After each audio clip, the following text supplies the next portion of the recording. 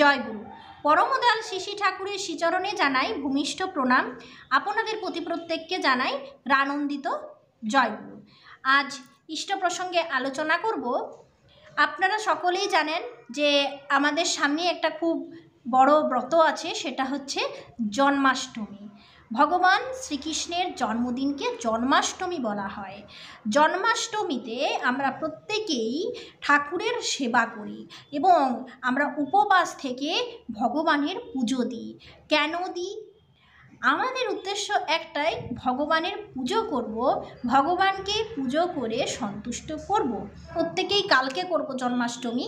তো এই জন্মাষ্টমীর দিন নিয়ে আমি আর আপনাদের বলছি না, কিন্তু জন্মাষ্টমী যেদিন করবেন, কিন্তু জন্মাষ্টমী দিনে কি কি করতে হয় এই প্রসঙ্গে আজকে আপনাদের বেশ কিছু কথা বলবো।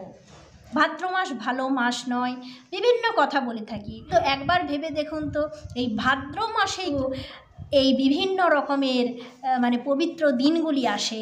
পরমদয়াল শ্রী শ্রী ঠাকুরের জন্মদিন এই ভাদ্র মাস, জন্মতিথি এই ভাদ্র মাস, শ্রীকৃষ্ণের জন্মদিন এই ভাদ্র মাস।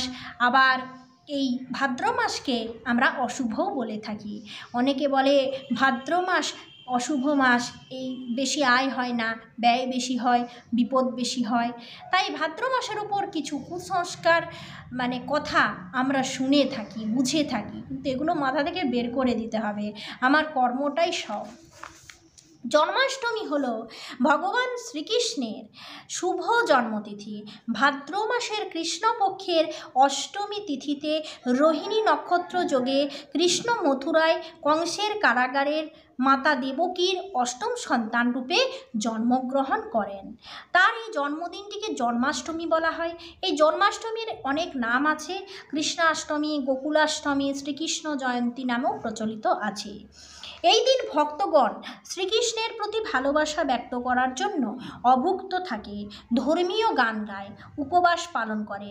শ্রীকৃষ্ণের জন্মতিথিতে মধ্যরাতে তার ছোট ছোট মূর্তিকে ধ্যান করিয়ে কাপড় দিয়ে মোছা হয় এবং দোলনায় সাজানো হয়। তারপর নিজেদের মধ্যে খাদ্য ও মিষ্টান্ন বিনিময় করে উপবাস ভঙ্গ করা হয়। শ্রীকৃষ্ণের শুভ জন্মদিনে প্রসাদ হিসেবে নাড়ু অবশ্যই রাখতে হয়। এই জন্য কৃষ্ণকে নাড়ুগোপাল বলে ডাকা হয়। এছাড়াও মালাই, মোহনভোগ, সুজির হালুয়া, লুচি রাখার রেওয়াজও আছে। তার এই দিনের প্রসাদ সম্পর্কে আপনাদের জানালাম। এই প্রসাদ হিসেবে নাড়ুটা প্রচলিত আছে, মোহনভোগও দেওয়া হয়। তো শ্রীকৃষ্ণের এই জন্মদিনে, শুভ জন্মদিনে নিশ্চয় আপনারা প্রত্যেকেই ব্রত করবেন, আমিও এই ব্রত করি। তো আজকে আমরা জানবো কিভাবে আমরা ভগবানকে সন্তুষ্ট করব। এই সম্পর্কে পরমদয়াল শ্রী ঠাকুর কি বলছেন, এটা আমি পাঠ করছি আলোচনা প্রসঙ্গের 19তম খণ্ডের 249 পৃষ্ঠা থেকে। শ্রী শ্রী ঠাকুর বড়াল বাংলোর বারান্দায় এসে বসেছেন। মায়েরা অনেকেই আছেন। রমনদার মায়ের খাওয়ার কথা আলোচনা হচ্ছিল। খায় মানুষ, খায় না ভগবান খান? শ্রী শ্রী ঠাকুর বললেন মানুষ খায়। দুলালী মা বললেন মানুষের ভিতর তো ভগবান আছেন, তিনি খান না? তো শ্রী শ্রী ঠাকুর বলছেন তাকে তো দিইনি। দুলালী মা বললেন দিইনি কেন? শ্রী শ্রী ঠাকুর বলছেন নিজেকে নিয়ে ব্যস্ত থাকি, লোভে খায়। দুলালী মা বলছেন আমাদের খাওয়া তাহলে ভগবান পান না। শ্রী ঠাকুর বলছেন যে মানুষকে যখন ভালোবেসে খাওয়ায় তখন ভগবান একটু পান, যেমন প্রাণে দিই তেমনি পান। আবার এই কথাটা খুব ভালো করে মনে রাখুন। বিশেষ করে অশক্ত, ক্ষুধার্ত, আপদগ্রস্ত, বিপাক বিধ্বস্ত এদের খাওয়ালে ভগবান খান। খাওয়ানো কেন, তাদের প্রতি যত্ন, আদর, সেবা, শুশ্রূষা যাই করা হয় সবই ভগবান পান। তাদের যোগ্যতায় যোগ্য করে তুললে ভগবান আরও তৃপ্তি পান। যাকেই যোগ্য করে তুলবে ভগবান তাতেই তৃপ্ত হন।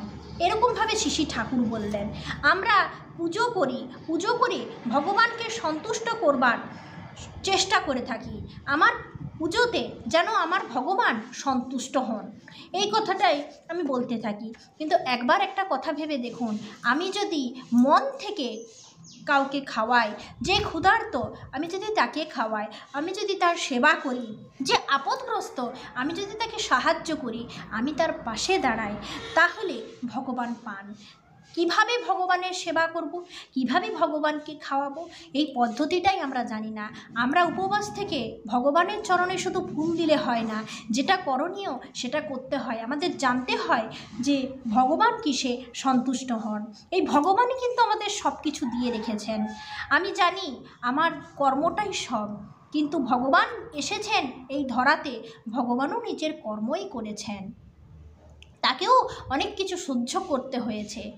তার জন্য আমরা সবসময় ভগবানের কাছে কিছু চাইবো না যে আমি তোমার পুজো করছি, তুমি আমায় কিছু দাও। আমি সবসময় চেষ্টা করব যেন ভগবান আমার সাথে থাকেন, আমি সমস্ত কাজ নিজে নিজে করতে পারি। এরকমভাবে শক্ত হয়ে কাজ করতে হয়। তার দয়ায় বসে থাকলে তিনি দয়া করেন না। কর্ম করুন, তার দয়া পাবেন। ভগবানকে আমরা চোখে দেখতে পাই না, ভগবানকে আমরা আকাশে বাতাসে খুঁজে পাই না, ভগবানকে আমরা ঘর সংসারের মাঝে সকলের সঙ্গে যেমন কথা বলি, ভগবানের সঙ্গে কথাও বলা যায় না। কিন্তু ভগবানকে কিভাবে পাওয়া যায়? ভগবানকে অনুভব করা যায়, তার দয়া অনুভব করা যায়। কিসের মধ্য দিয়ে অনুভব করা যায়? এই মনের মধ্য দিয়ে তাকে অনুভব করা যায়। আপনি যত ভালো হবেন, আপনার কাজকর্ম যত ভালো হবে, আপনি তার দয়াটাকে অনুভব করতে পারবেন। আপনি ক্ষুধার্তকে খাওয়ান, আপদগ্রস্ত মানুষের পাশে দাঁড়ান, আপনি মানুষের সেবা করুন, দেখুন ভগবানের দয়া আপনি পাবেনই পাবেন। কারণ ভগবান ওই সব কাজে কিন্তু ভগবান সন্তুষ্ট হন। আরও কিছু কথা আমি আপনাদের সাথে বলছি। তো একবার কিরণ বসু ঠাকুরকে প্রশ্ন করলেন যে ভগবানকে জানা যায় কিভাবে। তো আজকে আমরা এরপরে জানবো ভগবান মানে কি। ভগবান মানে, উক্ত এক দাদা জিজ্ঞাসা করছেন ভগবান মানে কি। ঠাকুর বলছেন ভগবান বলতে আমি বুঝি ষড়ৈশ্বর্য সম্পন্ন মানুষ। কিরণ বসু বলছেন ভগবানকে জানা যায় কিভাবে, তার মনের মতো হওয়া যায় বা কী করে। তো ঠাকুর বলছেন ভগবান তো তুইও হতে পারিস, যে যার প্রতি শ্রদ্ধা সম্পন্ন সে তাই। কিরণদা বলছেন ভগবান যে আছেন তার প্রমাণ কি। ঠাকুর বলছেন আমি যখন আছি তখন আমার থাকার একটা কারণ আছে, এই ভাবলেই হলো। কিরণদা বলেন অনেকেই বলে ভয়ের থেকে ধর্মের উদয় হয়। শ্রী ঠাকুর বলছেন যাই হোক না কেন, বাঁচার লোভ থেকে ধর্মের উদয় হয়েছে। মানুষ যাই করুক, বাঁচতে বাড়তে সবাই চায়, আর তারই পন্থাই হলো ধর্ম। আমাদেরকে তো ভগবান সব কিছু দিয়েছেন, বুদ্ধি, বিদ্যা, আকাশ বাতাস সব কিছু দিয়েছেন, জীবন দিয়েছেন। কিন্তু একবার ঠাকুর বলছেন আমি মনে করি ভগবান কাউকে কিছু কম করে দেননি, আমরাই তার অপব্যবহার করি। তার সম্পদ প্রত্যেকের মধ্যে তার মতো করে দিয়েছেন, আমরা জানি না কেমন করে তা উপচয় করে তুলতে হয়। এরকমভাবে ভগবান সম্পর্কে শ্রী ঠাকুর বললেন। মানে এতগুলো কথা ভগবান সম্পর্কেই শ্রী ঠাকুর বলেছেন। এখন আমাদের করণীয় কি? মানে এতগুলো কথা যে শুনলাম, ভগবানকে সন্তুষ্ট করতে হলে আমাদেরকে যা যা করণীয় তাই করতে হবে। আপনারা প্রত্যেকেই ভগবানের অস্তিত্ব আছে এটা স্বীকার করুন, তার দয়া অনুভব করতে পারবেন। আপনারা কর্ম করুন, তার সাথে সাথে সৎ থাকুন, সৎ থেকে সমস্ত কাজগুলো সম্পন্ন করবার চেষ্টা করুন। ভগবানের পুজো করুন, ভগবানকে সন্তুষ্ট করুন।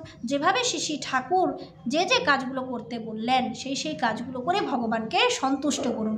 জন্মাষ্টমী ব্রত খুব ভালোভাবে মন দিয়ে পালন করে ভগবানের এই ব্রত সম্পন্ন করুন।